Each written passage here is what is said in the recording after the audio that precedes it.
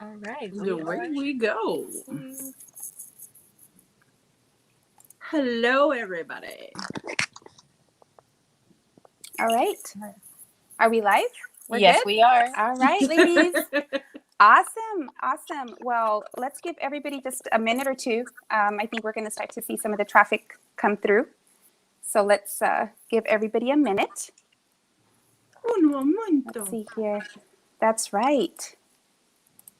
I know. And I'm pulling up my screen here. So how are you ladies doing? Good.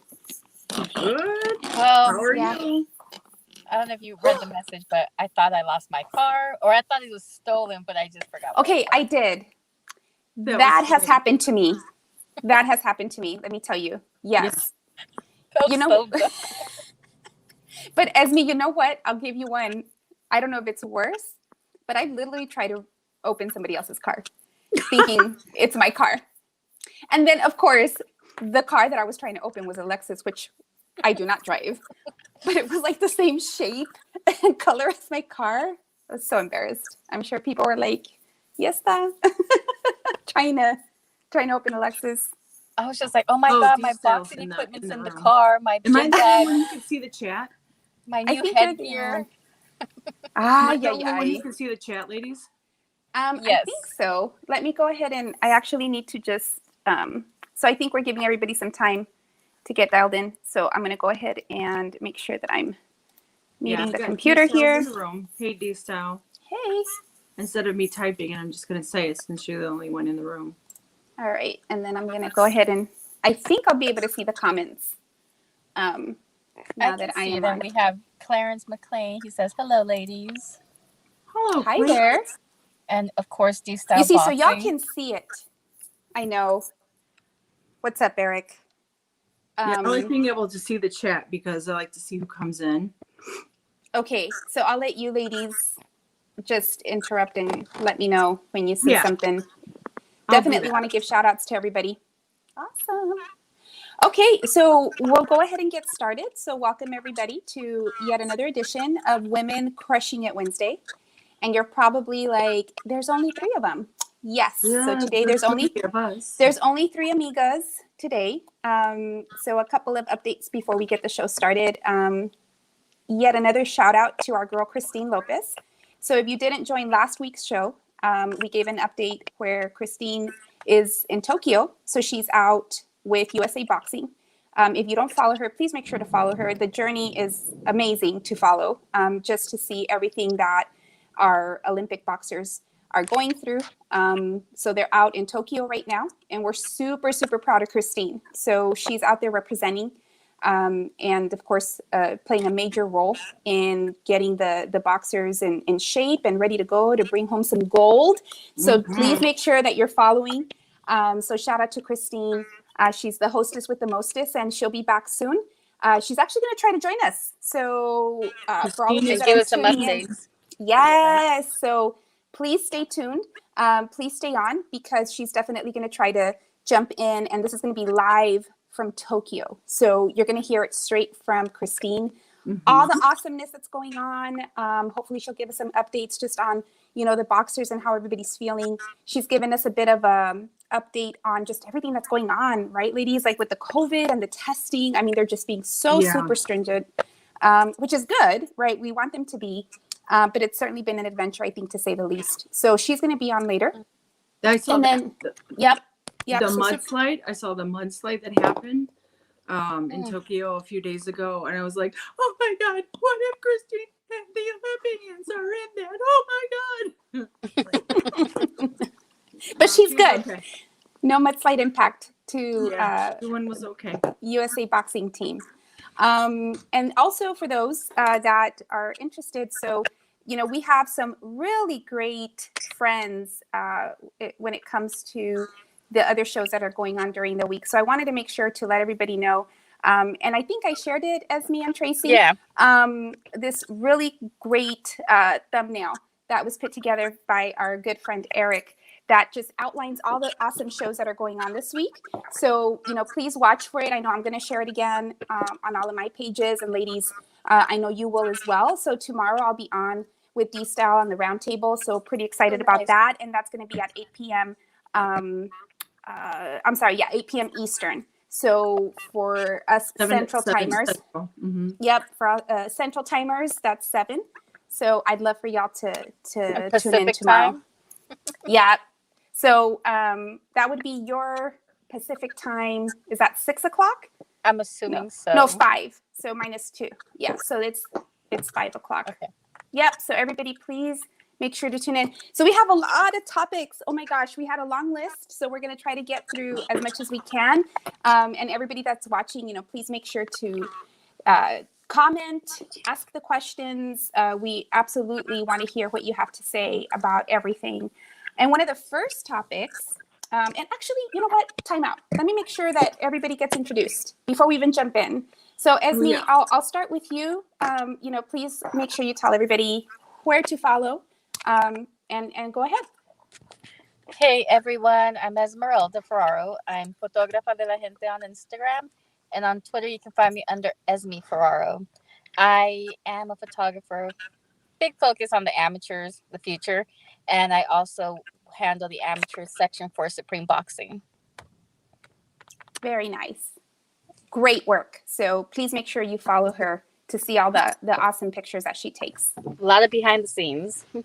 Yeah, which I love. I think that's the piece I love most, right? So I think a lot of us fans tend to just see like the highlight pictures, right? Like those, and the fights, like yeah. that get, and right. But when you get to see the behind the scenes stuff, I know for me, that's what I look for. That's where I'm like zooming in and like, oh my gosh, Best moments, yeah.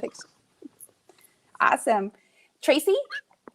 Hey everyone. I am Boxer Girl, and so in my name I put on here Boxer Girl 1970. So that is my everything, like my Instagram, my Twitter. That's about it. Like I had and Snapchat, but other than that, that's just it. That's me, Boxer Girl 1970. Follow me. And you're super familiar with the boxing scene, specifically in the Chicago area, right, Tracy? Yes, it's been very quiet in Chicago, but yeah, one of the biggest promoters here in Chicago is Bobby Hitz, and I don't know if anyone knows who Bobby Hitz is, but he fought back in the day, and one of his biggest fights was against George Foreman. Mm-hmm. So he's one of the biggest promoters, and but it's just we haven't had any fights, and so it's just not good. Yep. But it's coming, right? It's I think coming. just Yeah, across yeah, the yeah. U.S., we're starting to see the sport really pick up. I mean, in so many of the major cities. So Tracy will keep us tuned in on that. Please brag. Not to brag, but in Tijuana, it's been so active. Yeah. Last year, I know this is horrible, but during the COVID year, I think we attended about 400 fights for that whole year. Probably more, 400 plus. That's including the amateur tournaments and the professional fights. And these cards usually have about 15 to 19 fights per card. So Tijuana's just been so active with boxing. Wow. Oh, we got G Funky who said, "Hello, ladies." Hey there. Awesome. And Love we that. got Nando. Nando just popped in, and Karma Serene. Better put my glasses on. She's asking, what region are you in? Oh, nice. You still have to introduce yourself, Nancy. Chicago. Oh, that's right. I forgot to introduce myself. So hi, everybody. My name's Nancy Vanda, and I'm at Boxing Republic. Everything, Twitter, Insta, Facebook. And I'm just a fan, trying to be more than a fan. So I'm in the process of launching my 501c3, which means a nonprofit.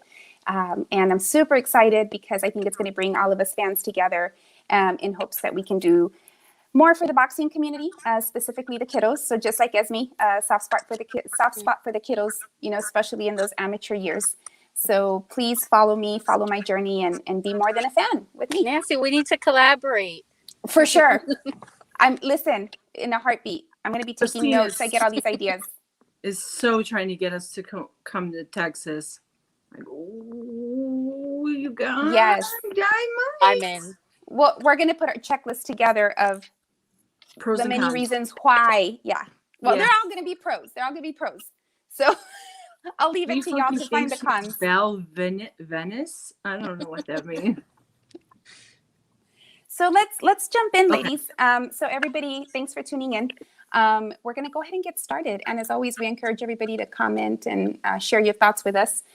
So we have a list of topics, and I think one of the big ones this week, and it was actually a big topic of conversation last week for those that tuned in to the roundtable. It definitely was a topic of discussion.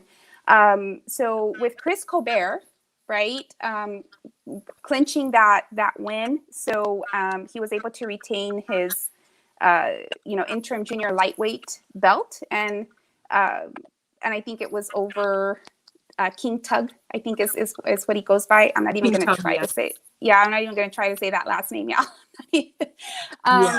But I think it was a really good fight. So what's next, right? Is really the question. So I think that Chris has expressed that he does hope to see Leo Santa Cruz up next, which I think would be a great fight. Leo has already made the statement, that he's definitely coming back, and that he is going to. Oh, go ahead. But do you think, and my husband and I were just talking about this earlier, Mm-hmm. sometimes the fighter after a tremendous loss is not the same afterwards.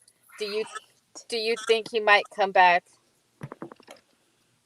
okay, or do you think it will be the same Leo, or new and improved, or? That's a good question, and I think that's a good segue right into let's have the discussion and talk about it, because Sorry, I wondered the same thing. Excited. No, that's so good, because here's the thing, right? When we think about, I always think about when Cotto lost, right? And he had a lot going on in life, like the father passing away, it was like this bananas type of loss, right? But wow, the Cotto that came back was all tatted up and had this whole new right persona almost. So it is going to be interesting to see what Leo we get. You're absolutely right. I'm curious. I hope that we get the same, maybe Leo a bit more. I didn't want to say improved, right? That I don't know what was just. I mean, to see it, playing everywhere, brutal. And to it was brutal. I hope he didn't read too much into the comments, but wasn't it right by his dad as well? And that to me is the biggest impact, where it's damn, it happened right in front of my father. There's got to be some sense of, that you feel like you really failed, even though he shouldn't. But I'm sure there's personal things he feels about it. And, we'll see if it affects him back in the ring. It's either going to go two ways. Either it's going to affect him mentally in a negative way, or it's going to affect him positive. And he's going to be like, F this, I'm going to go in and just come back. Mm-hmm. So what do you think, though, Esme, about the matchup? Now that we've seen, you think it's a good matchup? I'd like to see it. I want to see Santa Cruz back in the ring. Me too. I do too. And Tracy, what about you? You want to see that matchup? I would like to see that matchup. I would like to see Colbert against either Santa Cruz or Gary Russell Jr. Mm-hmm. But what I heard today is that Santa Cruz wants to stay at 126. Yeah. And fight Russell for unification. I did see that. Yep. Yeah. So I don't know what's going to happen with that. Mm-hmm. We'll see. I think it would make a good fight. I think I'm becoming more and more of a Chris Colbert fan, to be honest. Mm-hmm. I do appreciate how outspoken he was. Personally, in my opinion, a lot of what he said in topic with, the Wilder situation was exactly how I felt too.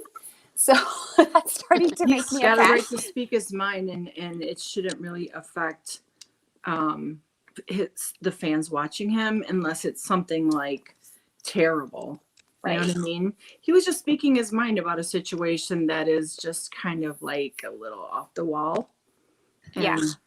We just have to respect the fighters' opinions. Every fighter's going to have a different opinion because they see it also as a fighter perspective and, ways that we don't. And it's one of those things where it's okay, he has his opinion, but I'm a fan or I'm not a fan, whatever it is. Yeah. Well, who's not a fan is Nando Llamas. So I just saw his comments here. Yeah. He's I'm off both of Colbert and Leo Santa Cruz's bandwagons. I'm all for a huge comeback, and I hope Santa Cruz just comes back and really, really builds back from that. I do too. Horrible knockout. I do Well, it too. was beautiful, but it was horrible for him. And you know what, Nando? I will say this. So I think that one thing that's really attractive to Chris Colbert is Santa Cruz's fan base, right? Because, it's about that money. So he really does have a tremendous fan base. And I think that's to Chris's benefit, He's right? got loyal fans that will watch him anywhere. Mm-hmm. Yeah. Yep. Yeah. Yep. I did find out that Colbert is Mexican descent as well. Mm-hmm. So. But that following, right? I think with Leo is something. It would open new doors absolutely. to his fan. Yeah. Right. Yeah. And especially like being able to share tidbits like that, right, Tracy? Like for people that didn't know, right? That he has that that Hispanic, heritage in him. I think, that's what he wants to, expose more. Now, he probably didn't get off on the right foot for a lot of people just with his comments. So I did see, Southern T Boxing and Sports. Thanks for tuning in. So one of the questions that he's asking is, do y'all respect Wilder's opinion? And it's all over the place. For I'll go with you. That's a question that I'll ask you, ladies. And again, that's coming from Southern T Boxing and Sports. So a little off topic, but still on topic, right?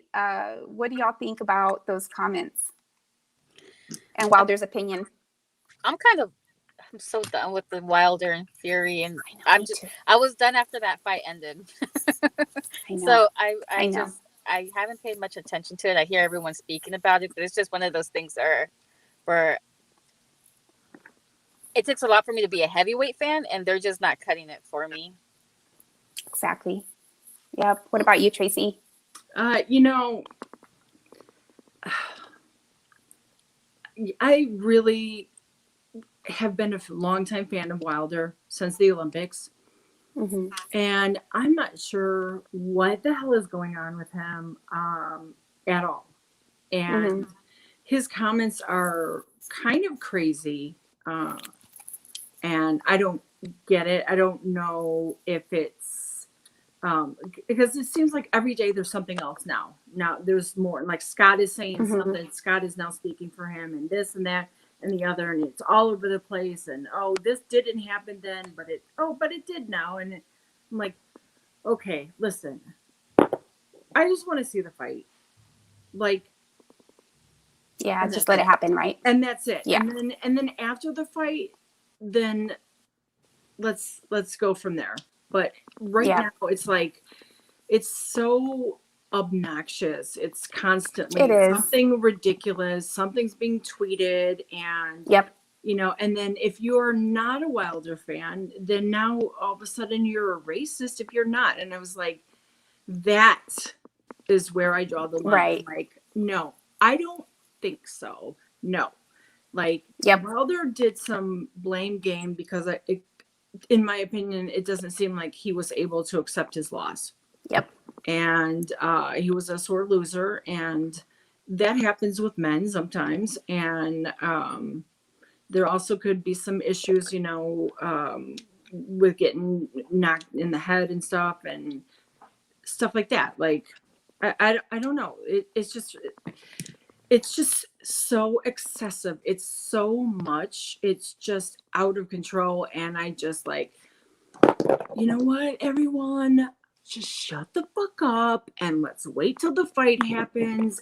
And then we can do some more shit talking afterwards if need be. But until then, it's like, okay. I don't want to see Wilder lift one rep of a weight and then go bananas about a train or whatever. Like, if you need help, Wilder, like, call me. I'll help you because you needed to work on your legs more. But that's just my opinion. So Tracy, and I think Southern T, I might have misunderstood where you were asking about Wilder's opinion. I thought that you were asking about just the overall opinion of Wilder, especially because on the topic of Chris Colbert and what he had said. Right. So if you want to be specific on what Wilder's opinion is, because I think that's different. Because Esme, you did comment saying you respect all, boxers' opinions, which is true. Right. But I think we misunderstand. At least I misunderstood Southern Tea's question there. So tell us what Wilder's opinion was. And we will respect it, but we might not agree with it, right? There's a difference. So Yeah. So going back to the topic, so we'll see. I think that it'll be great to see Santa Cruz fight again. I'm with Esme on that. And if it happens with Colbert, that's great. I think that would be great. I did hear that rumor or read or, Tracy, with regards to him wanting to fight Russell. So let's see how it shakes out. As a Santa Cruz fan, I just want to see him fight again. So it'll be interesting. And I hope that we get the Leo that we're all used to seeing, the Warrior. That was a brutal knockout, though. So let's see how he recovers from that. Any other thoughts on Chris Colbert and who he should be fighting next? No, I think it's one or the other. And I mean, Santa Cruz was there at the fight, at Colbert's fight, and to me, I thought it would be Santa Cruz or Gary Russell. But with Santa Cruz saying that now he wants to fight Russell for unification, who knows what'll happen? Who knows? Yep. It'll be interesting to see how that shakes out. Well, another thing I think that'll be interesting to see how it shakes out is a lot of this trash talking that we've been seeing with Shakur and Jamel, right? So for those of you that are tuning in, if you missed it, there was a Twitter let's say engagement between Shakur and Jamel Herring. And this isn't the first time though. So this has happened before, right? And now it's like coming up again. A. B, it's usually Shakur that's starting, the shit talking. I think it was a little too much. I think Christine made a great comment on Twitter, that it does take two to shit talk. Jamel's more of that, I'm stepping away, kind of more of that gentleman-y approach. But what's going on here? What do you think's going on with this trash talking? And Tracy, I'll start with you. So, team Shakur or team Herring? Oh, Herring, of course. I thought the trash talking, the timing of it was because it was just before the 4th, and with Herring being, a veteran, it was just kind of like. I was like, dude, and everyone was like rather disappointed with his comments. Like, this guy is a champ. Like, Herring has been around, and like this kid is like saying these ridiculous things. And I don't know if they were just like he was just starting the beef just to get that fight in the heads of people or not. But there's other ways to do it, and I just don't like when people go that extra or fighters go that extra mile to just be blatantly disrespectful. Calling them like silly childish names. I'm like, dude, come on, like do better. Yeah. Do better. I mean, you've been in the gym with Herring and all those guys, and like, come on, do better. Yeah. So yeah, I think do better is spot on. Like, it made me feel like I was watching the tweet of like a 10-year-old, like calling them silly names like that, and it was just like unnecessary. What about you, Esme? I'm definitely team Herring. Shakur Stevenson, I think he's just young and he just needs a little bit more experience. And everyone focuses with the sport, obviously talent and other things. But there's also, if you look back at the sport and, at different fighters, there's also a sense of respect that needs to come along with when there's a champion. When you're fighting a certain person, you have to respect them. And I think Shakur Stevenson right now is his ego's just a little too big. But I mean, I think he'll do good. I just think that he has to fight that and prove it to everybody else. Herring won't drop down to that level. Oh yeah, he definitely will. And he will not. So I'm going to read a comment again from. Oh, sorry, Esme, go ahead. Yeah, there's some interesting comments going on right now. Yeah. So let me jump into that, and I apologize, y'all, because there's a bit of a twitching noise on my end, I think. So we have, again, Nando Llamas, and thank you all for tuning in and for getting engaged and commenting. We really appreciate that. So one of his comments was, it was reported today by the Athletic that MSG refused to host Shakur's next fight due to how awful his last fight was. You know, I don't know about all that. Is it a fact? I don't know about all that. An opinion? You know, I don't know about all that. Give us the sources and where it came from. Right? I know. So here's what I think. First of all, yes, I'm Team Herring. If y'all follow me on Twitter, you saw that I did retweet a 2019 tweet from Jamel, where he talks about just having come back, you know, from combat, dealing with some very serious personal challenges, and one of them being PTSD, which I appreciate that he speaks to, which is something that I have as well from a recent health scare. So, you know, he puts himself out there, and he's so supportive of people and their, you know, mental health state, especially in a world where we have like people like Ryan being very vocal about it. I just think that, listen, I appreciate him speaking to that. So it was really timely for me to retweet that, given all the shit talking that was going on. You know, this is someone that served our country, that deserves, you know, that respect. Exactly. And Jamel's not going to play that game. And that's what I appreciate. Like I was reading and I'm like, please don't take the bait that this kid is throwing at you. Right. And he didn't. Yeah. And he didn't. But I think what Shakur needs to look at is, it's just like, you know, people who have been in the streets or who have been shot, stabbed, things like that. Just like Herring, you're building so much inside that you have overcome. So it's going to take someone not just strong, but someone that's going to really be able to kick your ass, because he's not going to let it happen. This is spooky. My light keeps going out. I'm sorry. No, you're good. You're good. I got ghosts in my... Oh, no, that's not good. No, and I agree with you, Esme, on that. I mean, that's the internal fire he's got, and he's going to unleash it. And that's what I hope happens, right? That's what I hope happens. And I'm not a fan. I'm not a Shakur fan. I'm going to separate like the fighter from like the personality, right? Because I do agree. Like I do think he's a good boxer, obviously, right?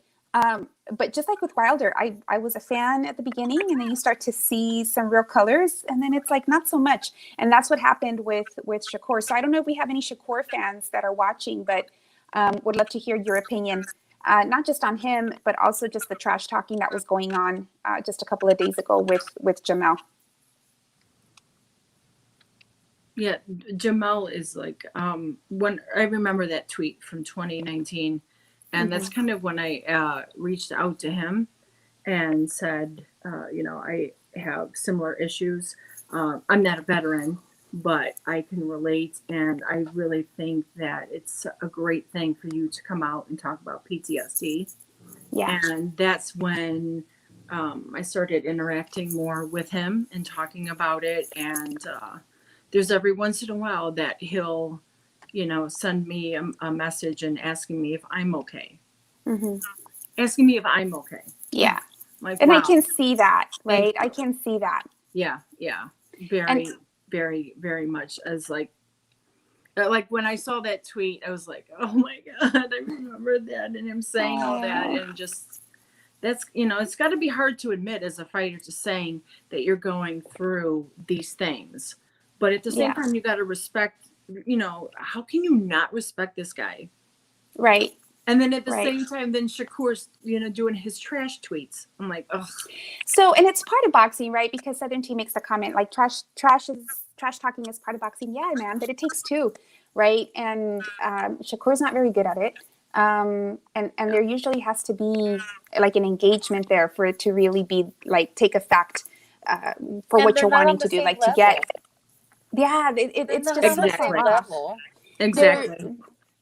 I can't even think of the words to articulate like what I mean by the fact that they're just on completely different levels. Like this isn't working. This trash talking like isn't working. But I agree with you. Maturity level. Yeah, but I agree with you. Like we need it sometimes, to promote the fights, and you have like the back and forth engagements, and you have like the little Twitter, arguments that happen. But it takes two, and this one is just so far off, right? It's anyway. So we'll see how that shakes out. Jamel Herring, who's a grown man who served this country and is suffering PTSD and is married and has children, has a daughter who lost a child and then you've got Shakur, who's, just a kid. And last time I saw him, he was crying at the Olympics because he only got silver.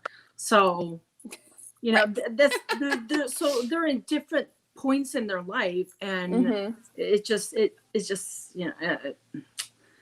silly. I feel like the fight between the two of them would be like a dad fighting his son, and I'll probably get some shit from Jamel about that. But you know what? That's a bit of the dynamic, though, right? Mm-hmm. That's a bit of the dynamic when you think of the maturity levels these guys are on. That's a bit of the dynamic. So, I mean, it is what it is. So if you're not following Jamel, please follow Jamel. We're all Team Herring on this show today.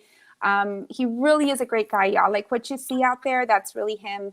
I don't know him personally. I can't say that I know him personally, but I've been part of conversations that he's engaged in. And he's just the real deal. Like he's just a really genuine guy. So please make sure to follow him. And I promise you'll become a fan as well. So moving on, any other thoughts on Jamel, on Shakur, on talking shit, anything? Talking shit, everyone talks shit. Yeah, just reading the comments right now. There's some shit talking, but there's engagement. There's engagement on this one, so that's good. Good. Okay, so moving on a little bit. Another thing that Nancy, I think these are the people that are talking shit to each other. Maybe they're the ones who want to do some exhibitions. Oh, nice. You know what? Let's start taking some names down. Hardcore sparring. That's right. Okay, so let's go on to the next topic.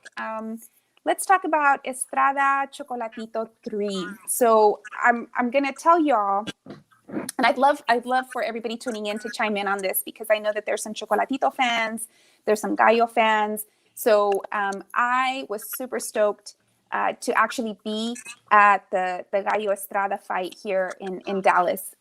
Lots of fun. The atmosphere was just awesome. So for those of you watching, if you were there, I'm sure you agree with me. It was just an awesome fight all around. And what I really liked is that you just had a mix of everybody in there.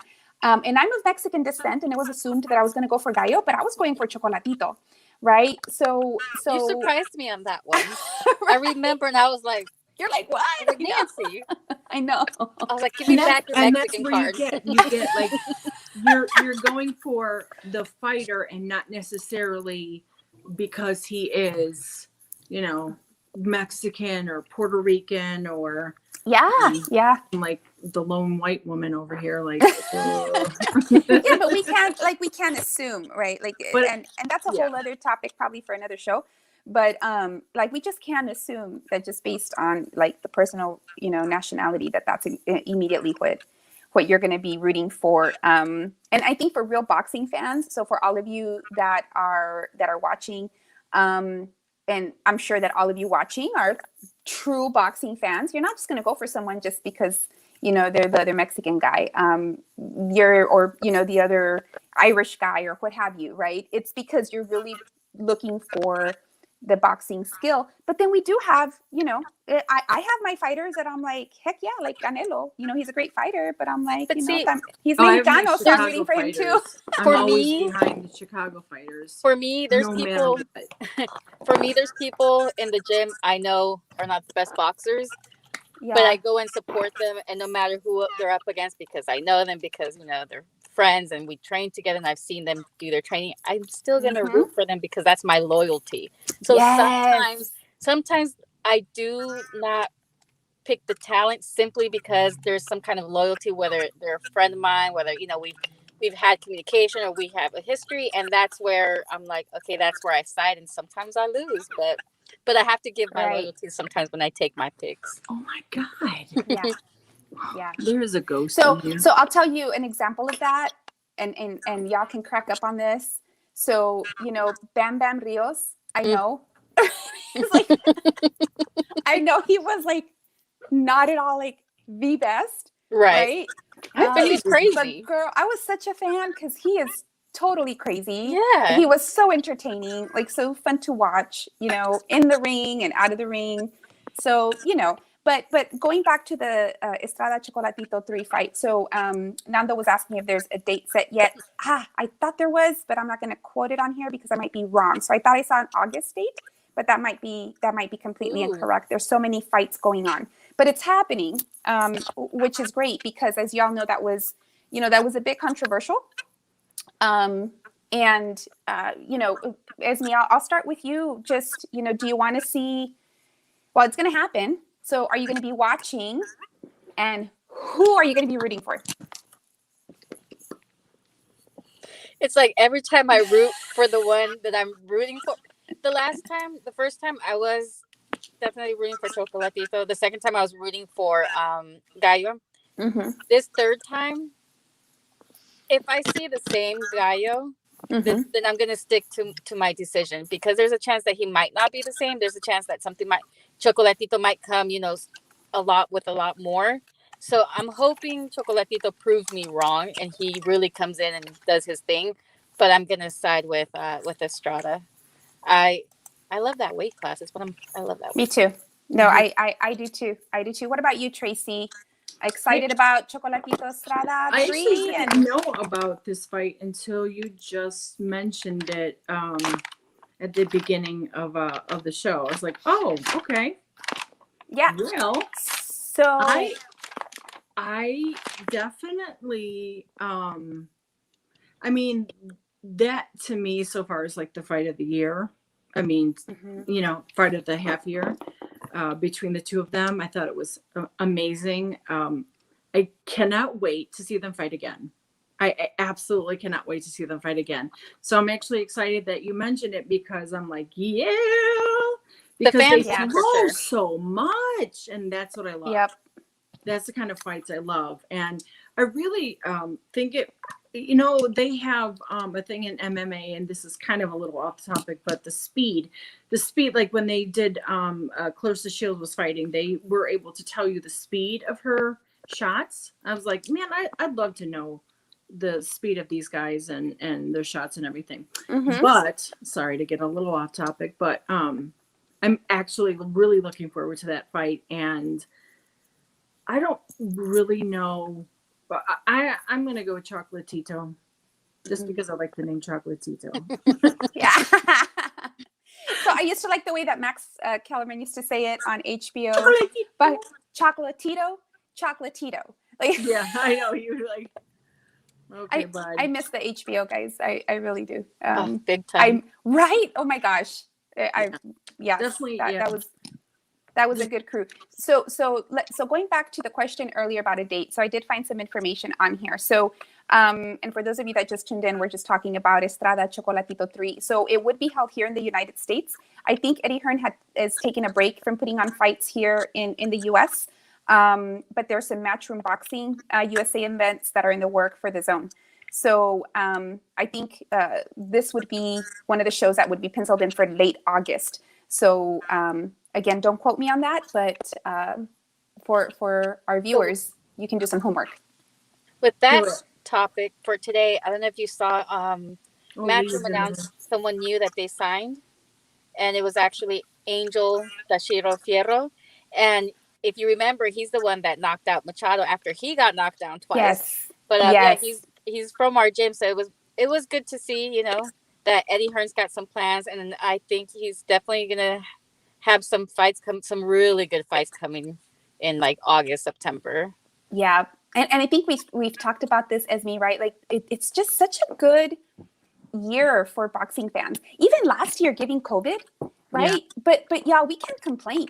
Like we are there's like fights every day, right? And there's some really great exposure that we're now getting with the changes with, Eddie Hearn, like exposure to some of these UK fighters where we, might have not known them otherwise.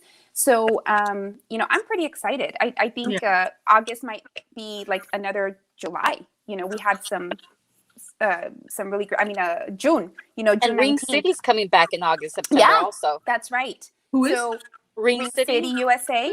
So for those of you tuning in, one of my dear friends, Lupe La Voz Contreras, he's, the voice of boxing for Ring City. So please tune in and support the fighters and Lupe. He's awesome. He's definitely one of my favorite commentators. So speaking of commentators, leading to let's read some of the comments here. So just going back a little bit, some people were like, what happened to Bam Bam? Because I mentioned him earlier. So he's still around. So he's still crazy. I think he's still crazy. Retire, though. He did. But I think he has his own gym. So like many retired boxers, they are working with the youth. So I did see him do that. I would love to see him on some show or commentating or something, because he is a hoot. Let's get him. You know what? If I could, I'll take a shot and we'll see if he'd bite. So some people were asking. We used to have some Zooms during COVID, and his wife would regularly join in. Really? And they're both just, their knowledge, their passion and love for boxing is just, I love unbelievable. That. I love that. He just mentioned Conor Benn, and Conor Benn is fighting Adrian Granados, who is from Chicago. Yep.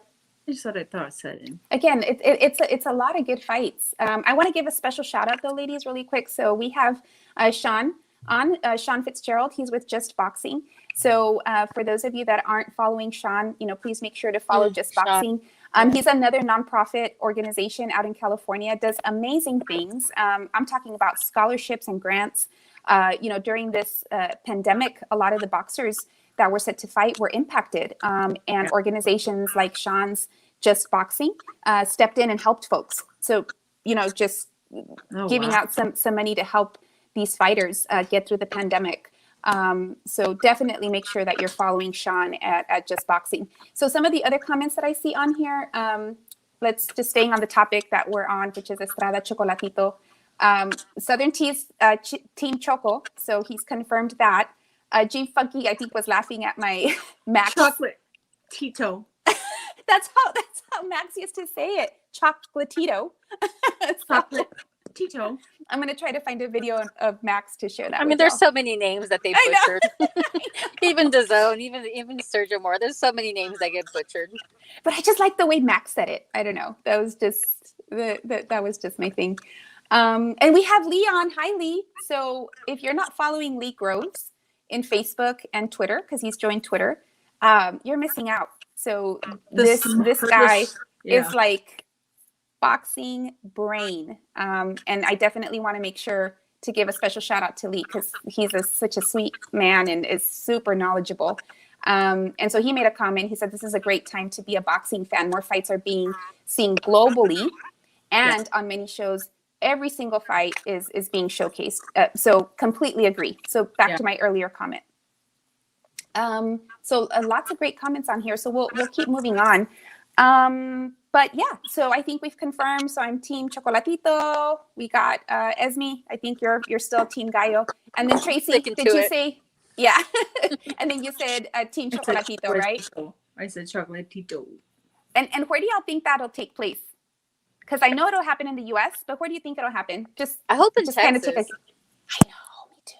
That would be awesome, because I would love you ladies to come down here. And you know what? The fan base down there, I think it just fits both. It would be a good show to have down there. I think it would be like fully filled. Yeah. Right. Yeah. Yeah, absolutely. And there's such great boxers in Texas. I'm sure they can find other Texans to fill up the card.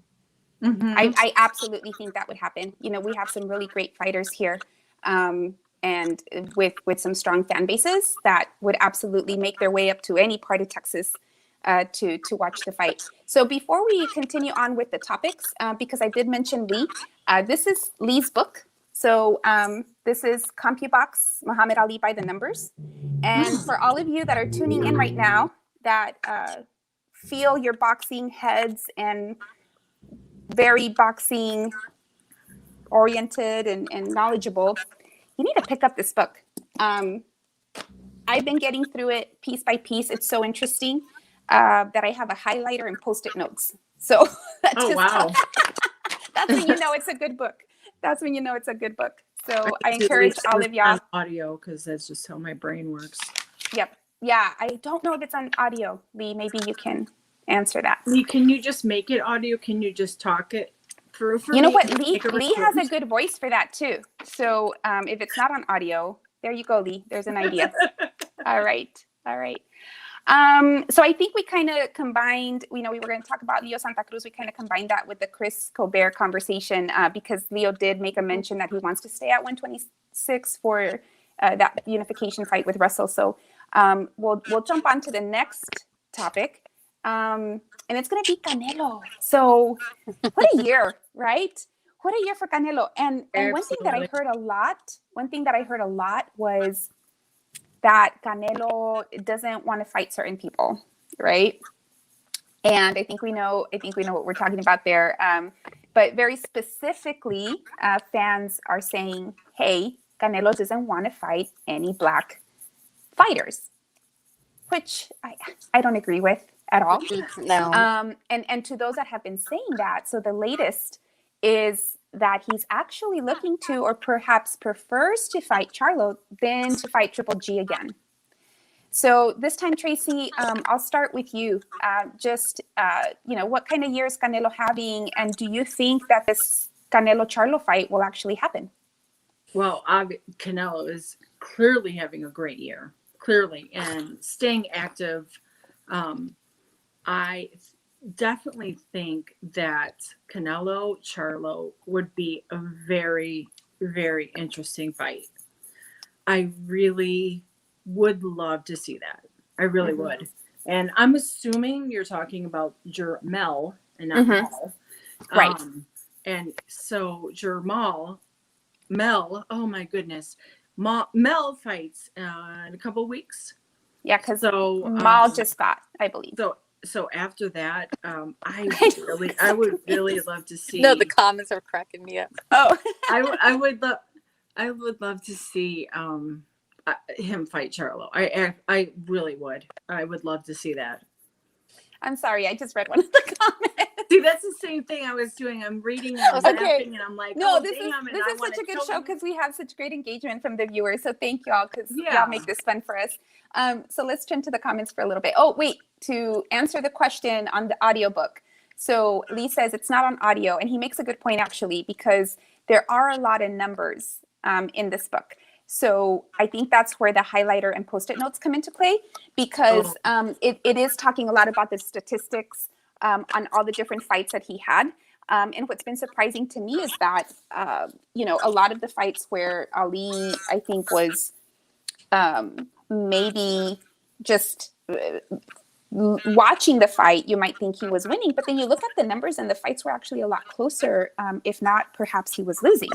Right. But that just goes to speak to how just charismatic and what a good show he would put on in the ring. So so that's to answer the audiobook question. But then going back to some of the comments that are making us laugh. So Esme, you want to read some of these?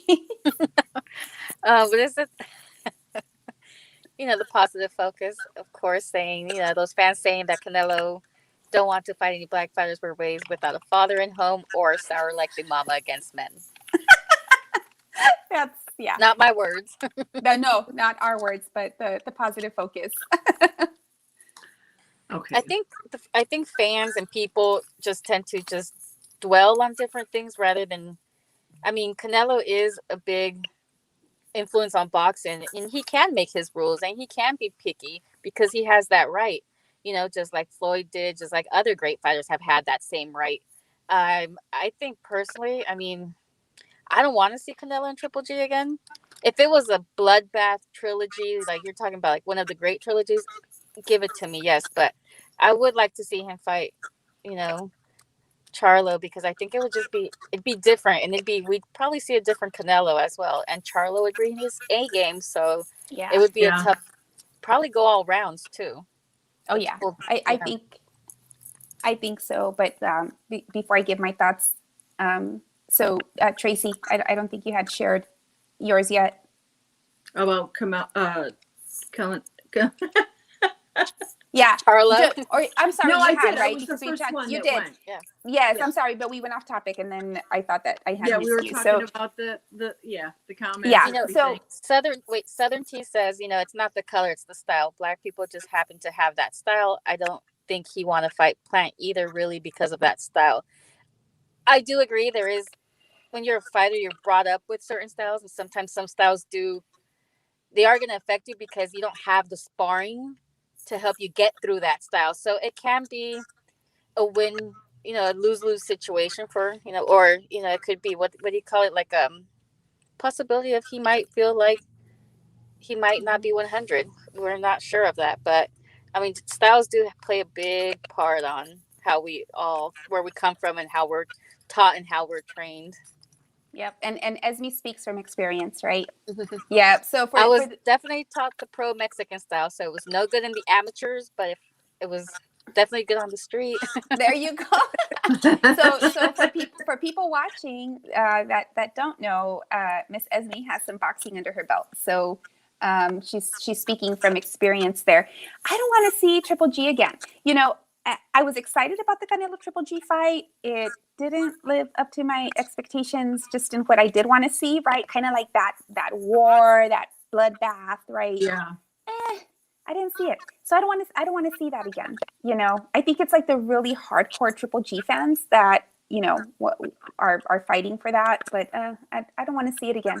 I think it would be great. One, I would love for it to be here in Texas, right? So you all saw, I mean, what Canelo can bring in from a fan standpoint, right? So that alone, and then you have, you know, those fans down in Houston. That are pretty loyal to the Charlo brothers. So that's going to bring, you know, that fan base as well. So I think it would be really good. Right, they're from Texas. Oh, yeah. Yep. Mm-hmm. So stylistically, I do think that it would be a really good fight. I do think that would like to see him fight Plant, though. I got to admit. So, I mean, he's got the golden ticket, though, right? Plant's got that golden ticket. So he's got that IBF belt. That's what Canelo wants. I mean, yeah. I think Plant's waiting for the right moment and the right time where he can set the right price that he wants and be given that. You know, he wants them to kind of sweat it, and then be like, okay, we give in. Here's whatever you want, or here's 80% of what you want, you know, close to it. And I think it's a money game right now. Yeah, do you think that's smart, right? Because do you think that he might miss the boat because he's trying to hold off on that? Could be. And if he does, he'll probably go, Canelo, please take me back. I'll fight you, whatever you say. I think he needs to take the money and run because he's not going to win against Canelo. Absolutely. Yeah. So it's like, just take it. But this is his opportunity to take, you know, the money and just like, you know, I don't know, end his career, maybe. I don't know. Yep. So a couple of shout outs. We have, I think, a couple people joining. So Shoeshine Boxing says, Hola, Tracy and ladies. So what's up? Thank you so much for tuning in. Hola, Shoeshine. I like the way she says that too. Hola. Oh, and Lee with some knowledge. So Lee's saying Plant is applying what Hall of Fame football coach Joe Madden calls his fair advantage. He has something Canelo wants, and he wants it to maximize his financial leverage. So, absolutely on point. Yep. If I could have put it in words, yep. It's like Lee is speaking through me, but I just can't put it into words. I'm like, he can't. And it's true. Yeah. I mean, you can't blame him, right, for wanting to pull the strings. He has something that Canelo wants. So we'll see. Okay, so any other thoughts on Canelo, Triple G? You know what, though? I think Canelo might be so pissed that this guy kind of is, you know, going like this with the belt. And come day of the fight, Canelo's just going to bring it all and give it to him. Here's for making me wait. Here's for making me beg for it. Mm-hmm. Yeah. Yep. I do feel like he does have to fight him, though. I feel like he's got to he's got to do it. Like he's got to check it off. He's he's got to get it done. I feel like I kind of feel like he's got to do that before he starts talking in any consideration of a Charlo fight. He's just got to get it done. I mean, that's So then he said if Canelo wants undisputed, he got to pay. There you go. He got to pay him and get it over with. Absolutely. Yeah. Okay. Yeah. So what I just said. Yep. So we're on the same page there. Yep. Yeah. Absolutely. I think what kind of sucks for Plant is that the assumption already is that you're gonna lose your belt, dude. Right? Yep. He's coming for it. You're gonna lose it, and that's hold on to it. Because if it goes to decision, he's losing it. I mean, it's the politics of boxing and everything there is. He's gonna lose that belt if it goes to decision, even if he did great. So he's really gotta bring his A game. I can't imagine it going to the judges, though, to be honest. But you never know. Yeah, I don't know. I don't think it would go. I don't think it would go the distance. I really don't. Another quick shout out, because we've had some people join. So we have A-Rod 83 book sale. So he's saying salute to the ladies of boxing. So thank you so much for joining, A-Rod. Really appreciate the people that are tuning in. And please continue to stay tuned, because we are hopeful that Christine, our hostess with the mostest, Lopez, is going to be able to dial in with us from Tokyo. So I'll for those that tuned in a little later, I'll share with you. So as y'all know, Christine Lopez is the host of Women Crushing It Wednesdays, but she's also part of the USA boxing team. So as a trainer, and she's out in Tokyo right now with the USA Olympic boxers. So we are hopeful that she can chime in a little later in the show, because we definitely would love for y'all to hear from her, just her experience. Please follow her. If you haven't been following, the journey that she's been on is like amazing. Absolutely fantastic. We're so proud of what she's doing. And we're so proud of all the work that she's doing. So please make sure that you follow Christine. So it's In the Ring with Christine. So all of you are tuned into her channel right now. And it's In the Ring with Christine on Twitter and all the other social media platforms. Positive Focus, to let you know, she has posted a lot of video of sparring, of the trip and everything like that. So you're able to, like Nancy said, follow the journey. So it's pretty amazing. Yep. She was up in Colorado with them as they were getting ready to head out to Tokyo. So please follow and also follow all the boxers. It's going to be great to see some of them come home with some gold. Yeah. All right. We're definitely going to medal some gold, I think. Oh, yeah. I think that's a given, right? I feel strongly about that. 2 for sure, but I think maybe 3 we might be coming back with. Did you guys say Keyshawn? I saw him. I think him. Yeah. Gold for sure. I don't know who else. I think O'Shea has a good chance. Yeah. That girl is. I can't wait to see what she does in the pros. So if you're also wondering who to follow, I shared this in my social media pages. So Staff Sergeant Naomi Graham.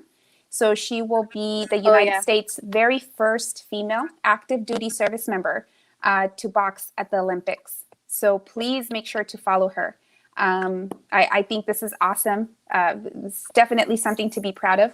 So to be a first, I mean, you're already coming home with some gold there, right? She gets to represent her country in another different way. Like, isn't that amazing? As a woman, that's just amazing. It is absolutely amazing. So for those of you that missed her name, it's Staff Sergeant Naomi Graham. So please make sure to follow her, because I think that's a pretty cool story as well.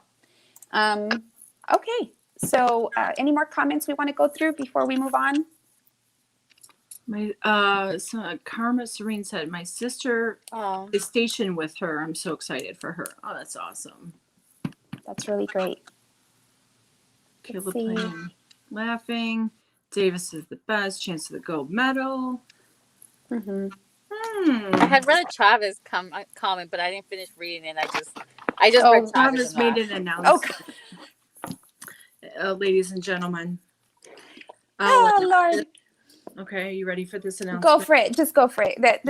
We have like 1 or 2 more topics before we. Chavez Jr. has made an announcement that he is coming back. Wait, he never left. Right. But now he's like, not going to listen to his dad and retire. He's coming back. So. That's the announcement. I don't know. Chavez. So here's the deal. And for those that are willing to admit it, that are watching, we can stand together on this. I was a Chavez Jr. fan at the beginning. I really was. Same. I really was. I'm not even going to front about that. I was rooting for him. I was cheering him on. He started to slack, and I'm like, it's okay. You got this. You got dad. It's good. It's in your genes. And then it just went south real bad.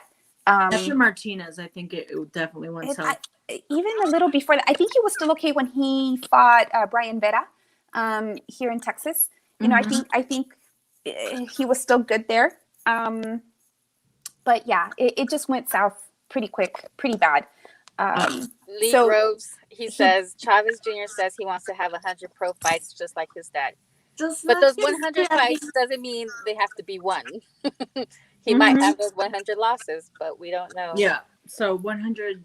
So how many more walkouts you got, buddy? He wasn't always bad. No, definitely not. It's just mind blowing. I saw him fight in Tijuana because he would train at our gym, and I saw him fight maybe about 5 times. It was about his 8th fight up until his 13th or so, and he wasn't bad. The crowd didn't boo him. At least he did get robbed once, and the crowd booed, but it wasn't for because of his dad, because they really did see it as a robbery. But he wasn't that bad then. He actually had I think he had the fear of having to fill in those shoes. And he was more like, okay, I want to be like my dad. I want to set the path. I want to do this. And then somewhere along the way, he just got off that path. But, I guess for those of you that for those of you that speak Spanish, all I have to say is válgame. Válgame Dios with Chavez Jr. Because I agree with you, Esme. I was right there with you, girl. I was like, I'm a fan. It's going to happen. He's good. I feel like, and not to stay on this topic too long, because I know it's kind of like not again, right? But I feel like it started, here's a little bit of chisme, a little bit of the gossip, when he started dating that Narcos' ex-wife, girlfriend, or whatever it was. I think that's when it started to go, started to go south a little bit. Fuck up a career, I'm telling you. I think that it is not a joke. I mean, just to be clear, I wasn't a fan. I thought he had something back then, and he was better than he is now. I wasn't a fan because he was an ugly person, and I personally didn't like that. But because I saw him in the gym, and I saw him in outside. You saw how he was. You saw how he was with people off camera. Exactly, right? And to me, if I see that, it either makes me a fan of yours or not. And that was one of my reasons why I was not a fan. But I will say he did have a bit more talent in the beginning. Absolutely, yeah. Oh, ladies, I think Christine is coming on just a second. Awesome. So please stay tuned. Oh, hey, girl. Yes. Oh my God. How are you? Oh my gosh. I think I'm going to cry on camera right now. Y'all, I'm so excited. This woman needs no introduction.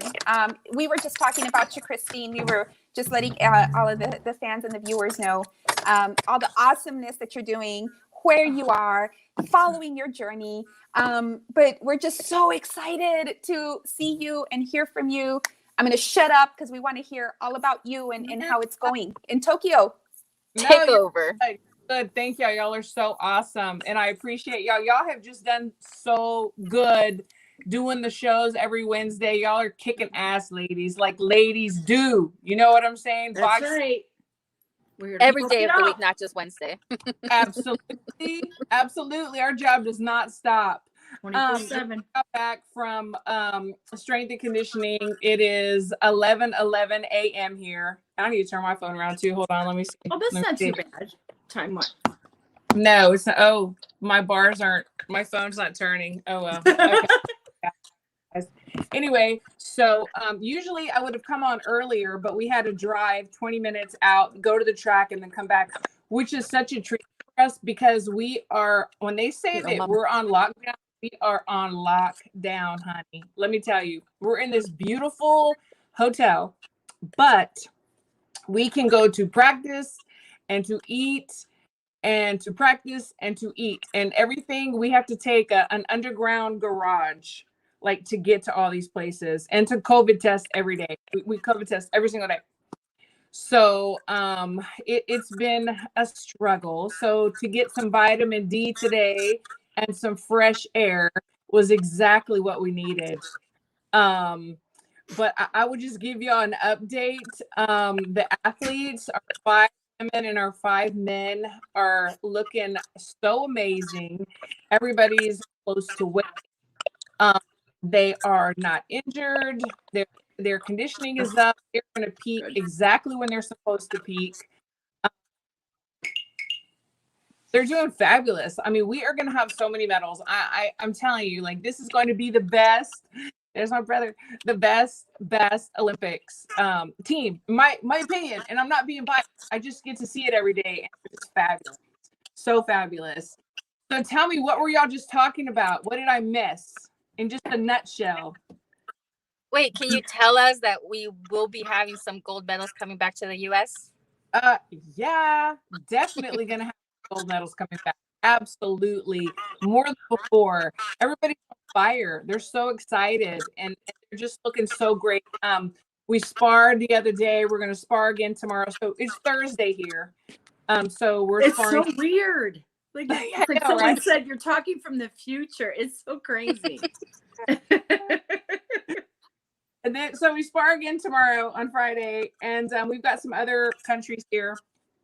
I don't want to miss anyone. Let me see. We have Germany, we have Ireland, we have France, we have the Netherlands, and that's it. So, and then us. So this is just a pre-camp that the coaches put together to get some sparring, some extra work, before we leave for Tokyo, which we leave not this Friday, but next Friday. So yeah, it's exciting. When do they officially start? I believe somebody had asked that. When are they doing the open ceremonies? And July 24th. Okay. I believe it's July 24th. Yes. And really, like, we have somebody from July 24th on fighting. Like, we start. I believe it's Tyre Johnson. That starts the first day. So it's going to be on the channel. It's exciting. Like, it really is to be part of it and to be working with the athletes. It's just, it's a dream come true. It's what I've always dreamed of. So it's fabulous. We're living it vicariously through you, Christine. So we are following you. We are just staying really close. And we have a couple people that are commenting. We have Ren PMC says salute to everyone. Let's go Team USA. And then earlier we had a bunch of people chiming in and just commenting on them following your journey. So we love that amongst everything you just mentioned, you're still finding the time to share those videos, to share those pictures, which is awesome. They won't stop. It's great. So I have a couple questions for you. So first of all, we know that there's a great team assembled. So can you talk to us about, who we should be following? And, we know there's some gold coming home. We know that. But can you talk, are you able to talk to us a little bit about the team? Well, what I will tell you is that all 10, the 5 women and the 5 men are prop. They are working so hard. They have gold medals in their eyes and their dreams. When they spar, they look fabulous. Anything that, so everybody starts with their home coach, wherever they're from.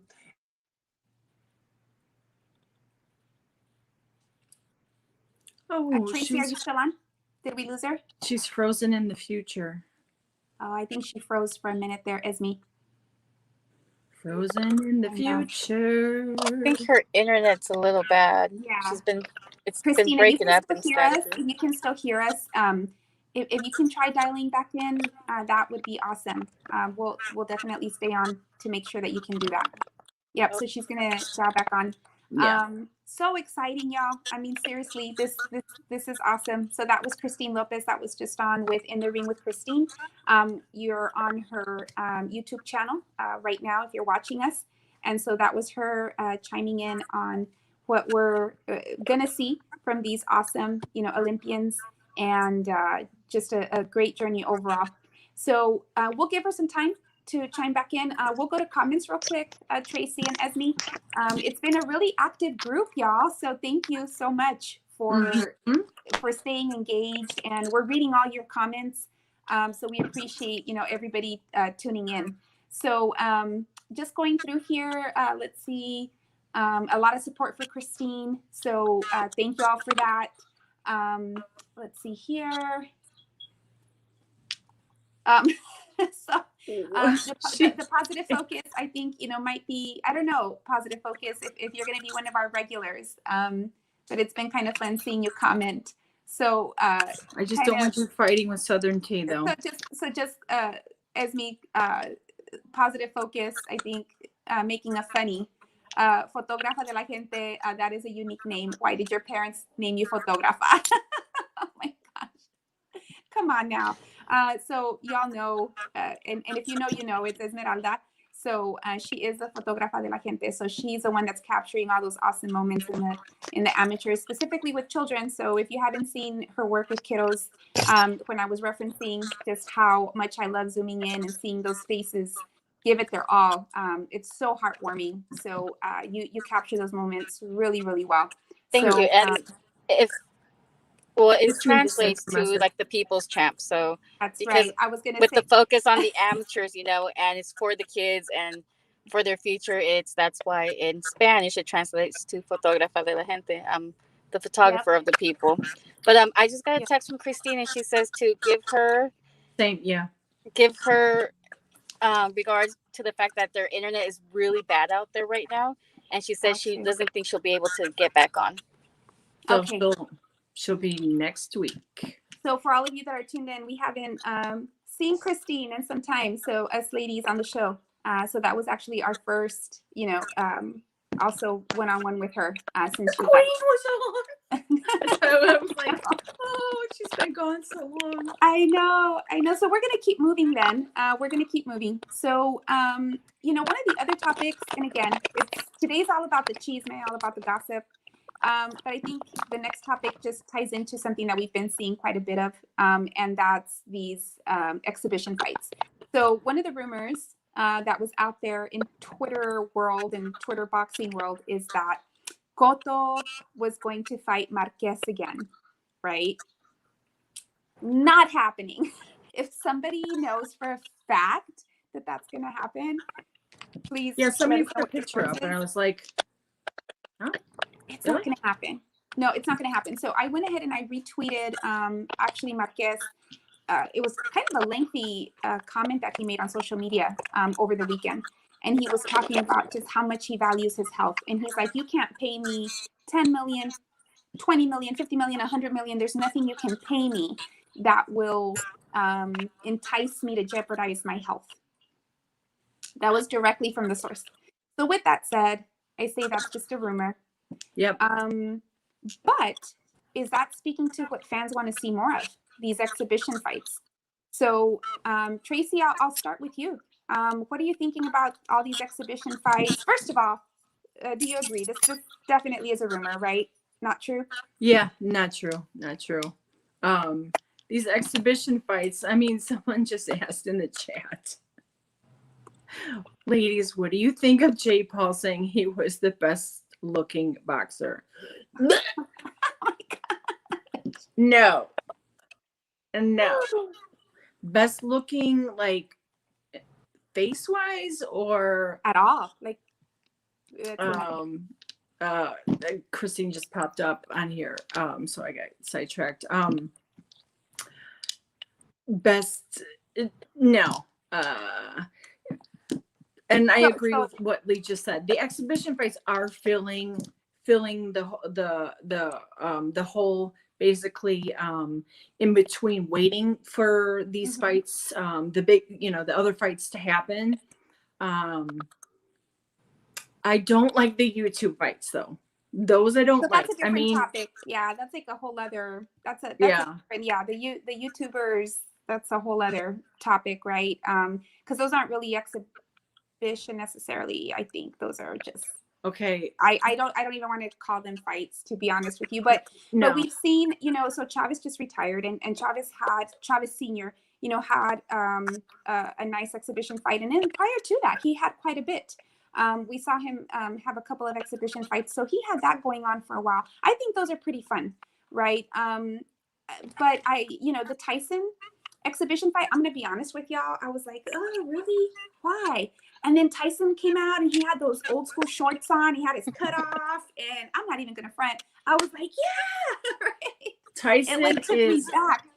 He's the king of reinventing himself. Yeah, I mean, he's a perfect example of how to go from down to he just reinvented himself, and it's just like, I was a huge fan of his back in the day. Mm-hmm. Back in the day, my dad and I would be like, fuck, I can't believe this shit's on pay-per-view now. And I'm like, oh my God, So back in the day, we had our pay-per-view, but Mike Tyson was like the shit in my eyes. I was a huge fan, with my dad, a huge fan of the heavyweight division, and always kind of had been. And so I was excited to see him out there again. And I was like, is he going to come out with that towel shirt and everything like that? And yeah, but I mean, it did fill a void.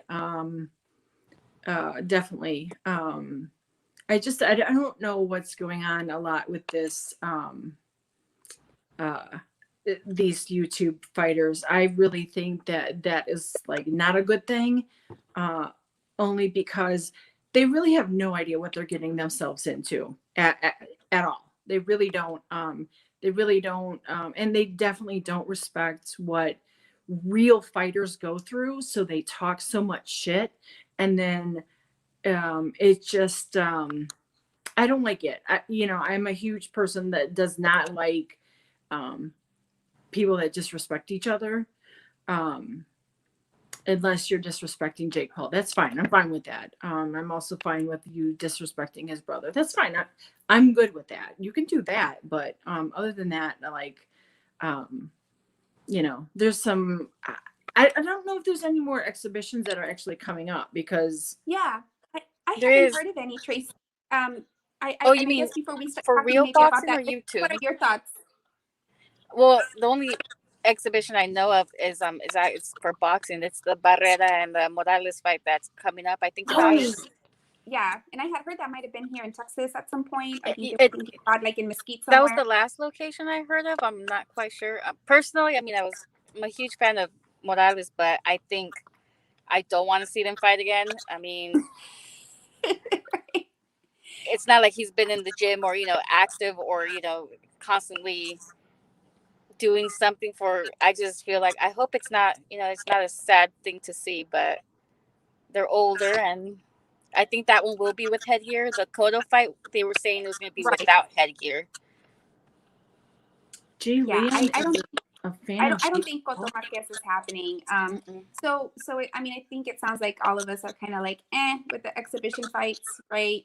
Yeah, because like we're getting more real fights now. Yeah, we're ready for the real fights. And I did see a comment earlier, just on the topic of the exhibition fights, and I wanted to touch on that really quickly because I think it was Nando Llamas that said, "I'm not interested in any of these seniors tour fights. It's time for the next generation to step up." So two thoughts on that. So there's the charitable aspect of exhibition fights. So some of these exhibition fights are actually raising money, raising some type of awareness. So you'll see that some of the Chavez fights, were fundraisers for some of the local charities. You know, you have those that are really truly charitable events that are happening. And so I'm okay with that, right? Because it's entertainment and you're raising money. I'm good with that.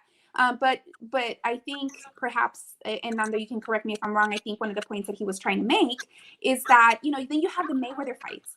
And so to me, that kind of bothers me because he's giving these opportunities, you know, to these UFC fighters or just, you know, random other people, these YouTubers that to me in the sport of boxing, so I'm not talking MMA, y'all, but in the sport of boxing, they haven't earned it. So some of what for all of us that are true boxing fans, we love the sport because of the stories behind the boxers, the sacrifices, you hear of all the challenges, the things that they overcome, right? And you follow that. I feel like there's so many people in line that are worthy of, even if it is an exhibition fight, that are worthy of a fight with some of these, you know, legends. That it does bother me when they do that and give that to folks. Money isn't going to charity, right? And you're giving these opportunities to folks that really are just like laughing at the sport. That's just my opinion, y'all. Yeah. Love to hear what y'all think. Yeah, you're absolutely right. If it's not going to charity, it's like, you know, I don't want to be a part of making any of these YouTubers any wealthier. I don't at all. Especially like I didn't know who the Paul brothers were until I have a 20-year-old son and a 22-year-old daughter, and they both informed me, and they both know how I am as far as how much I love boxing and how much I don't like disrespectful people, shit talkers, racists, you know, just ignorant, you know, rude people. And they're like, Mom, they're assholes. Yeah, pretty much. They've done some really stupid things. And yeah, no. And you see, Tracy, that they're not giving that opportunity for people that I think have earned it to raise the money and if not raised for a charitable cause. You know, this is boxers' livelihoods. You know, what people don't realize is these boxers have, you know, other jobs, full-time jobs, part-time jobs. So anyway, I guess I can get on a whole other rant for that. But I'm okay without the exhibition fights. And somebody commented on the De La Hoya, I guess, rumor that was out there that he's going to exhibition. You know, I'm done with all that too. Again, just like with the Chavez Jr. comment, I will share with you, full disclosure, not ashamed. I was a huge De La Hoya fight in the early days. Huge. I mean, I'm talking posters up in my dorm room and that whole big thing. Girl, yes. I was that De La Hoya fan. And then he came out with a CD where he sang. Girl, I was like, I'm done. Like, no. Yes. You know what? Remember that out there. And I remember I was so disappointed. I just kind of sat there and I'm like, did he really just put out a CD? Like, damn sure did. So I don't know if people remember that. It's not even a lie. Y'all Google that. Y'all don't believe me. Y'all look that up. De La Hoya came out with a CD. I was so crushed. I was so disappointed. And I think that's when I started to be like, okay, I think we're going south here. So okay, so positive focus is who sings better, De La Hoya or Manny? I think Manny sings better. Let's just put it that way. I saw Manny. I can't even understand what he's saying, but he sings better.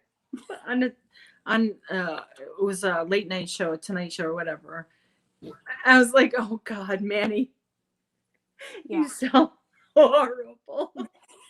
But Manny sounds better than De La Hoya. Maybe we make that a topic of conversation next time. We'll put like both their music on, and then we'll let everybody like chime in who was the best singer. Like Oscar De La Hoya was a perfect example of just because you have money doesn't mean you could do everything. Amen. So y'all, that's when I stopped being a De La Hoya fan. When oh my God, I was done. You had posters and everything. Girl, I did. Oh, I did. I wish I still had pictures somewhere because I would buy the Ring magazine and then sometimes it would have like, you know, the posters in there. Yes. So, you know. Yeah.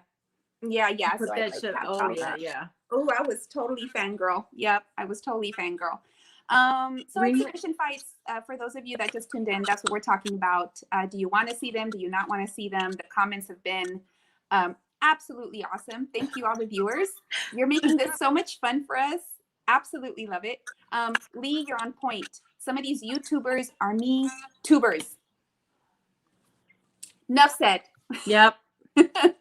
Enough said. Case closed. Yep. I don't like it. I don't like it. Nope. I don't want to make these fuckers richer at all. Hello. No. No. And I'm disappointed that Mayweather took that opportunity to go that route as well. Yeah. But Mayweather is, I mean, he's about money, and it is what it is. I mean, he's a Hall of Fame fighter, so that's completely different. These little assholes are little assholes. So, Tracy, you make a really good point, though. You make a really good point. So, I'm not taking away. So when I'm talking about Mayweather and like the shit that annoys me about Mayweather, I'm not taking away the fact that he is a good fighter, right? Like I'm not taking away like that by any means. So for y'all that think, oh, she's just a Mayweather hater, like not at all. It's that shit that he's done since he's retired and continue to take the spotlight away from like these newcomers. You know, like someone mentioned it earlier. Like just let it be, or do some good in the sport. You know, that's kind of what gets me. So there's more talk with this CD. As someone said, they need to make a joint CD. I Buy Houses just joined us. Hey there. And he says, but De La Hoya sang his heart out. I know, dude. I know. I was waiting for that. I wanted to read that. But you know what's bananas is that, okay, so Tracy, so he sang mariachi.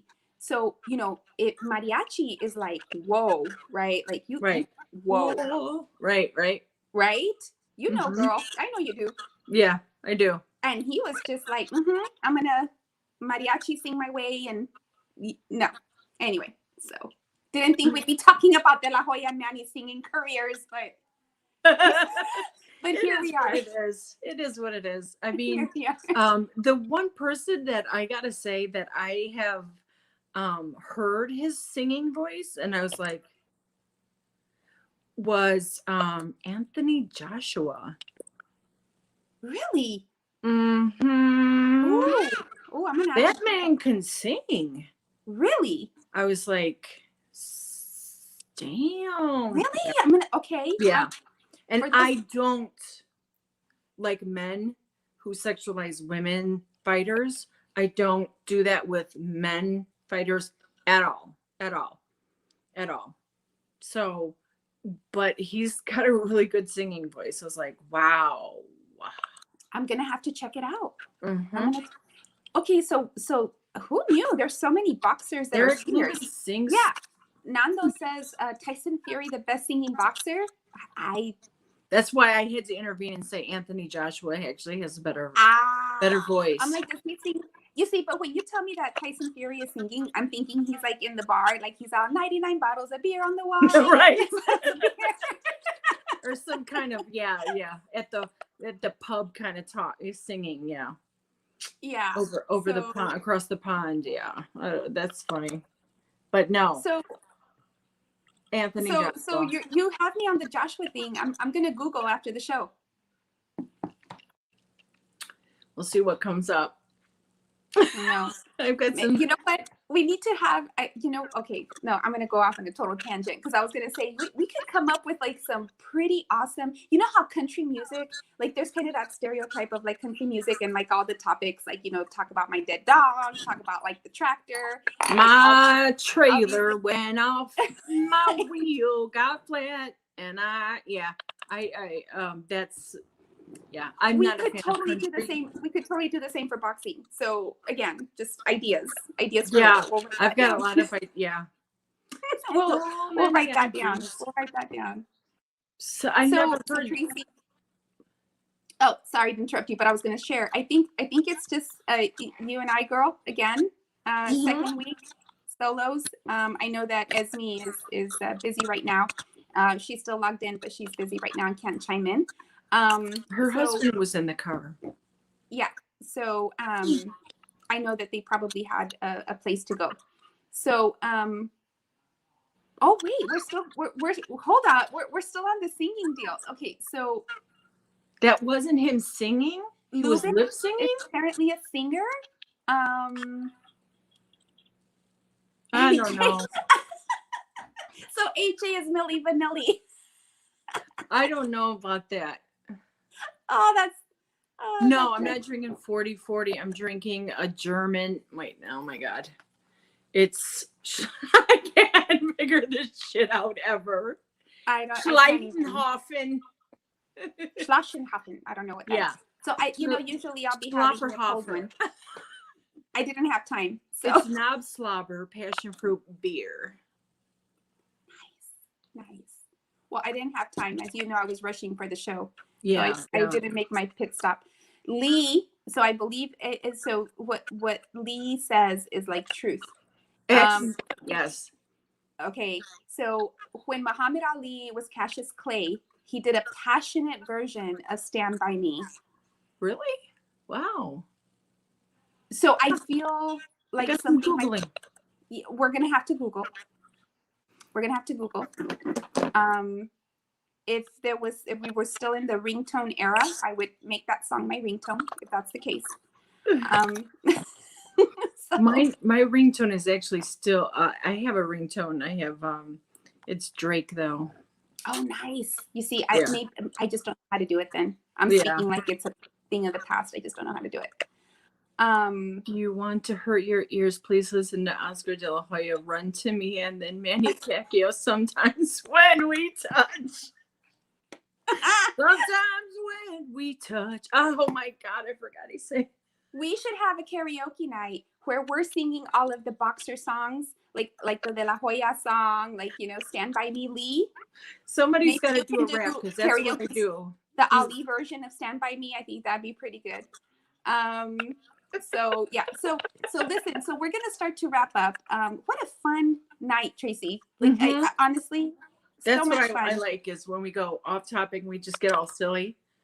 I love it. And then we've had such great viewers. For all of you that tuned in tonight, thank you so much. We had so many people. Again, Southern Tea Boxing was really active. The Positive Focus, Nando, just of course Lee and Sean Fitzgerald. Like I said, make sure that you're following those guys. We also had Ring IQ Boxing Talk chime in. We had G Funky. We had D Style. So I want to make sure. Yeah. So I want to make sure that, Tracy, before we wrap it up, a couple of things. So for those of you watching, if you want to start marking your calendar, there's just so many great shows that are out there right now. And I want to make sure that I give you all a heads up on all the shows that go on during the week. So we have the Hispanics Causing Panic. We have that, and that's on Monday nights. And the time zones I'm going to give is Eastern time, Tracy. So I'll give all the Eastern times, and you can correct me if I'm wrong on any of this. Wrong. Yeah, you just be like, no, Nancy. So Nancy. they have Monday nights. They're on Monday nights. You also have the Maestro. He has a show, Mano a Mano. If you haven't watched that, y'all, it's such a great show. And that's on at 8 p.m. Eastern on Mondays. Tuesdays, which was just last night, you have the Box Side Voice Reporter. You also have the Hispanic Causing Panic show. That's going to be at 9 p.m. Eastern, and then Al Chile 10 p.m. Eastern. So, of course, every Wednesday we're here. Women Crushing It Wednesdays. We're on at 9 p.m. Eastern, and our hostess with the mostest is Christine Lopez. In the Ring with Christine. We also have Nika that joins us on a regular basis. We have Esme, Fotógrafa de la Gente, that is always on. And of course, Tracy and myself. So please make sure that you mark your calendars and tune in. There's also a show. There's a show right after us. And this is the Power Punchers. And that's also every Wednesday night. And that's going to be at 10 p.m. Eastern. Tomorrow, please make sure to join me. I'm going to be with the guys at the round table, and that's going to be 8 p.m. Eastern. That's a great show, guys. Yeah, it's tune in. It's a lot of fun. Lots of great topics. So please make sure that you tune in tomorrow. And then you have the overtime roundtable, which I think is pretty cool. So after I love that. Yeah. You have some of the guys that jump in at 10 p.m. Eastern on Thursday. And then you have the Ringside Reporter that's on Sundays. So lots and lots of shows out there for you to tune in and watch if you're huge boxing fans like us. So again, thank you all so much for joining. So before we again wrap it all up. Lee's singing. You see that? When Is the he? night Oh, I thought you said in sync. Did he has sing? come and the land is dark. And the moon And the moon is the only light will light see. Ooh, I'm gonna Lee. rap it. No, I won't. Karaoke. I won't be afraid. Karaoke. No, I won't be afraid. I like it. Very Just as long like, as you you know, stand. Snapchat. Yeah. Stand by me. Scatterbox with the snaps. I like it. He's like, and just imagine I actually sung that on key. I love it. That's absolutely love it. hilarious. There's a lot of, so let's talk a little bit on the fight schedule. So I know that some people asked, you know, if we're going to talk about any of the fights. I don't know that we have the time to go through and talk about all the fights that are going on. I mean, there's even fights tonight, y'all. So if you're watching us, that means that you've missed some of the fights that are out there on ESPN Plus. But we do have on the 9th, which is this weekend. So we have the Zone. So Gilberto Zurdo Ramirez is going to be fighting, and he's fighting Barrera. And that's going to be a 12-round fight. That's going to be light heavyweight division. We also have Joe Diaz Jr. So he's going to be fighting Fortuna, and that's also a 12-round fight. That's Fortuna. That's going to be for the vacant WBC interim lightweight title. So that's going to be a really, really good fight. I'm really looking forward to watching that. Honestly, I'll watch that one. I mean, I'll watch Zurdo as well, but I'm more interested in watching the Joe Diaz fight.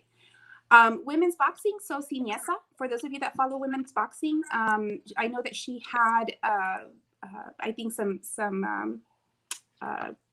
like promo events going on this week, if you follow her on social media, but she's actually also scheduled to fight. I can't even say the name of her opponent. I'm going to give it a shot. I think it's this is where I would love Lee to be on, to correct me. Naoka Fujuka. I think that's how you say it. This is Friday, correct? Oh, did I say? Yeah. So what are we today? Yep. So it's Friday. I'm so behind a day because I know. of the 4th on Sunday, and everyone July had 9th. I think that's Friday. You're right. Yeah. Thank you for that, the Tracy. fights are Friday, and I don't know if there's anything going on the weekend. I don't know, but I mean, Friday is just filled with fights. There's some, there's some fights in Miami that are going on as well. But on and on. I mean, again, it's just such a great time to be a boxing Friday fan night right now. fights. I love it. Yeah, Siniesa is going to be fighting, like I said, and that's a 10-round fight. So, and I might have, I don't know if I got her opponent correctly or not. Actually, no, I'm sorry. She's fighting Tsunami. It's Sulem that's fighting the Fujuka opponent. Lee gave you the pronunciation. Naoko Fujioka. Okay, we'll go close with that. enough, Lee. I think I said it close enough. I did get it wrong though. She's fighting Sulem, and then Siniesa is fighting Tsunami. So again, for those that follow women's boxing, you know, you definitely want to chime in. So and if you don't follow women's boxing, what the hell's wrong with you? I know, right? You know what, Tracy? Again, because, you know, we're keeping it real. I never used to until recently, to be honest. And it has been because of, you know, talking to you, talking to Christine. It's really gotten me up to speed with the who's who and who to follow. And I used to when Chrissy, because I'm old, Chrissy Martin, Ann Wolf, and then I kind of laid low, and then Clarissa Shields popped out, and I was like, damn. Yeah. So I like Clarissa Serrano sisters. All of them. So and I'm learning about them more through you and through Christine and, you know, Esme and everybody else on the panel. So that I definitely now am more interested. I saw Siniesa fight here in Fort Worth. I said in Wolf, Southern Tea. fight. Oh no, I know Ann Wolf. I mean, and I know she was a boxer, but I didn't follow her as a boxer. I followed her as a boxing coach. Yeah, I followed her on. as a fighter. Yeah, and I knew she was a fighter, but I wasn't following her then. And I followed her when she was coaching, and then I know that she's being indicted into the Hall of Fame, which is super exciting, and so deserving. So, you know, on the topic of female boxers, you know, Lee sharing the female boxers, especially the best ones, are in shape, they fight hard, and they give us technique, high work rate, and passion. So on point, like I said, when I saw the Cinesa fight here in Fort Worth under the Virgil Ortiz card. Absolutely. Yeah, I like that they put women on, and I am hoping they're going to continue this, is putting women on the undercard of these bigger, you know, fights. Canelo, if you're listening, when you're ready to fight, buddy, please put a woman on the undercard. Right. Or as your co-main, please. Co-mains, guys, co-mains. Women need to be in the co-mains. Yep, I think that's a good call. Definitely. So Tracy, any last words before we wrap it up? I know, hey, again, thank you all so much. Enjoyed everybody tuning in and the comments. Thank you for the support. We really appreciate it. We're fans, just like y'all. I mean, we're fans. We love the sport. So we like to kick it with y'all on Wednesday nights. But Tracy, knocking the boots. I'll give you some time to, you know, wrap it up. What are you looking forward to? Where can they follow you? And any last words? Everyone can follow me on Boxer. I changed my name, so that is my my name on Twitter and Instagram and Snapchat, if you want to go in Snapchat. Otherwise, I'm always on Twitter now because of the huge boxing community that has come out. I'm like neglecting Instagram. Everyone's like, why aren't you on Instagram anymore? You used to post stuff. I'm like, I'm on Twitter now more often than I am, because there's such a big community of boxing. Yeah. And I love it because you could just continue that interaction. It is like on Instagram, it's a little bit different, you know, the way you post and everything like that. So if you guys really want to, you know, follow us and everything like that, you're always going to find us on Twitter. Absolutely. And I wanted to thank everyone who came into the show. Thanks for being here. Twitter is definitely addictive. I find myself like tweeting before I go to bed, and then when I wake up, like I tweet. So, and I'm like looking at responses. So there's a lot of good fights to look forward to. You know, everyone, you know, say prayers that everyone, Christine and the crew for the U.S. Olympics in boxing are safe, and they have nothing but gold medals coming home. Nothing but gold medals. And someone had asked earlier, and I just wanted to say this again. Christine did say that she'll be back next week. And she said that the opening ceremonies, if she's not mistaken, is July 24th. So just so you guys know that.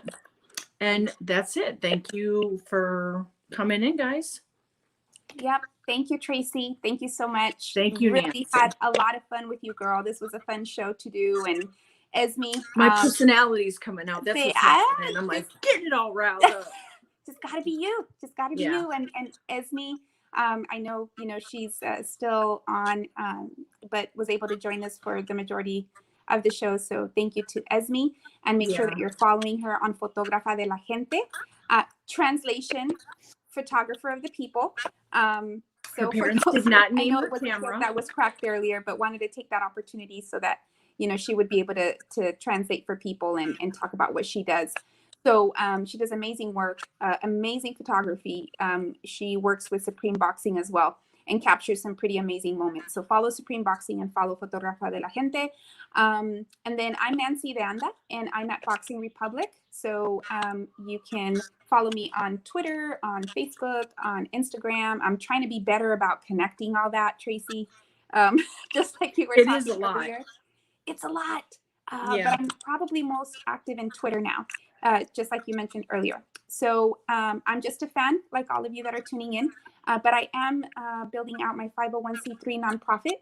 So my hope is to get fans like us together and do some good in the boxing community. So please follow me and follow my journey. It's so necessary. Yeah. So thank you all so very much. And so with that, lots of boxing this week, y'all. So we'll talk to y'all next week. We'll have Christine back. Yay. And Yeah. Nika will be on. We had some people asking for her. So Nika will be on next week as well. She had some stuff to attend to. So yep, she'll be back next week. Yeah. And she's my, foul mouth. Always lady. have some fun. Always have some fun when she's on, for sure. Well, y'all take care, and we'll see you later. Peace, everybody. Good night. Bye.